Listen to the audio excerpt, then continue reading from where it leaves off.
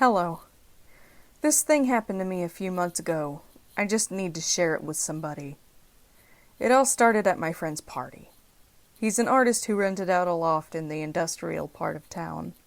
If you can picture what a place like Detroit looked like in the 1920s, that's what this area looks like.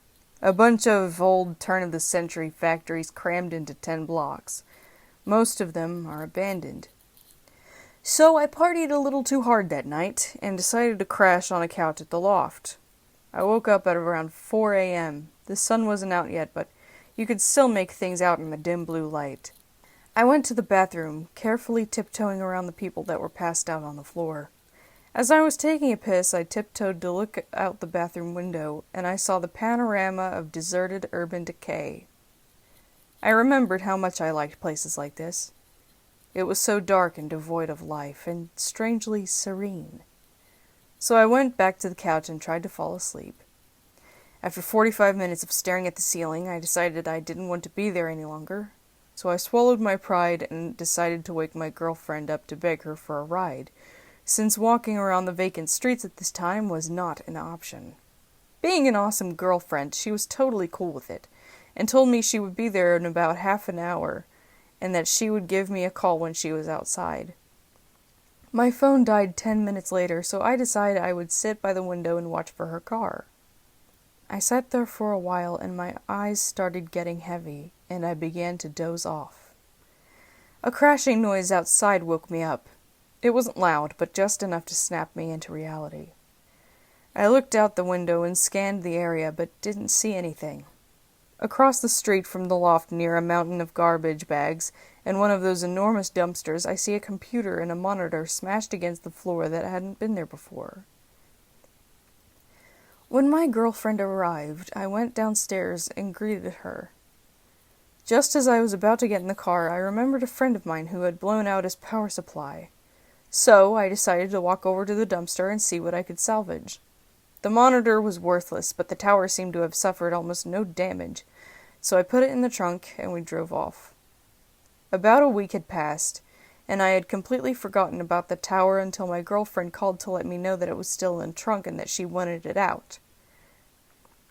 That night I brought it home. Before I took it apart, I decided to hook it up to my monitor to see if it still ran, and to my surprise, it did. It ran Windows XP, and it looked like it had been wiped clean. I decided to do searches for words like tits and pussy in hopes of finding some secret stash of weird deviant porn the previous owner had forgotten about. Morbid curiosity, I guess. Search came up nothing. Searched for picture files, nothing. Then I searched for movies, and one file came up. It was an AVI inside a folder titled Barbie, hidden in the Windows System 32 directory. So I played it. Now this is where it gets disturbing. The movie was about an hour long, and was made up of what seemed like raw exported footage. The footage was of this woman sitting on a chair and talking against a white backdrop. I skipped through most of the movie, and it was all the same continuous shot. Then I decided to sit through the footage to find out what she was talking about. 15 seconds into the footage, the audio goes completely bad, and her voice is drowned in harsh, static background noise. I couldn't make out a thing. So I imported the footage into Final Cut and tried to mess with the levels to isolate her voice. It helped a little, but I still couldn't hear what she was saying. I was intrigued now, and I began to really pay attention to her face and body language. It seems that she's being asked some kind of questions because she stops at times to listen and then continues talking. About 15 minutes into the footage, her face begins to redden and contort as if the questions are bothering her, but she continues to answer them anyway. Shortly after, she begins to cry. She sobs hysterically for the duration of the film.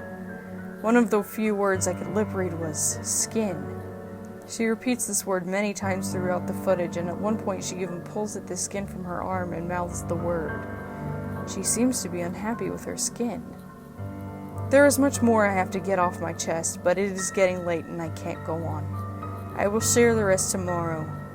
God save my soul. It kept on building and building. In about 40 minutes, she's crying so hard. she can barely look at the camera. She stops talking at this point, and the rest of the footage is just her crying with her head down. Oddly enough, she doesn't get up or move. The screen just fades to black. I was fucking dumbfounded. I played the whole thing through many times that night, trying to find inflections and nuances in her movement that would reveal anything else about what was going on.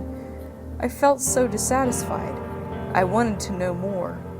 That's when I noticed that there was about 10 more minutes left on the timeline after the screen went black, and about 2 minutes in, there was more footage.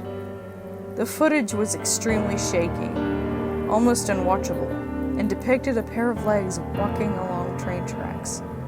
My guess is that the camera was accidentally left on as it was being carried somewhere.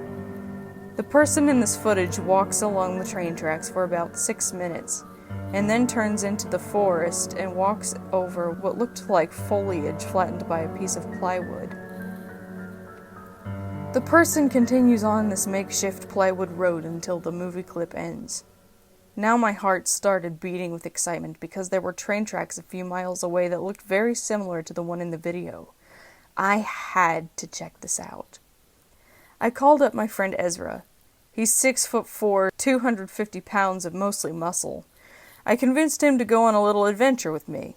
I'm no pushover myself, but I felt if I was to go wandering in the woods looking for God knows what, extra muscle couldn't hurt. This whole idea of investigating this video had me so excited I couldn't sleep.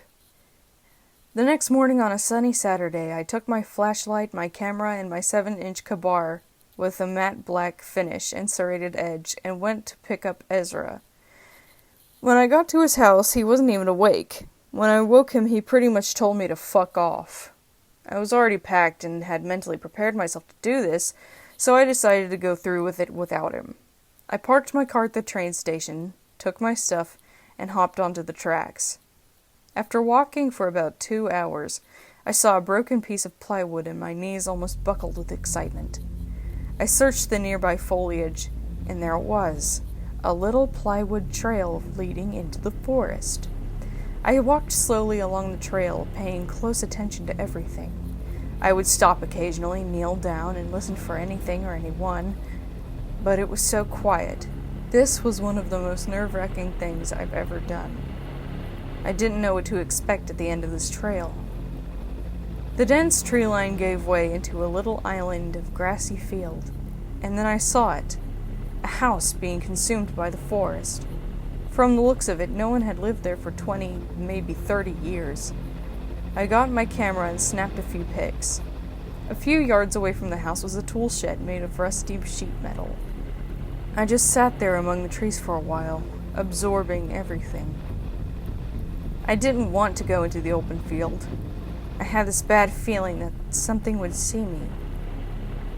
It took me a while to muster the courage to go up to the house. The door was partly opened. I pushed it in with the flashlight and was relieved that the inside was actually very well lit. I put my flashlight away and got my camera and took a few more pics.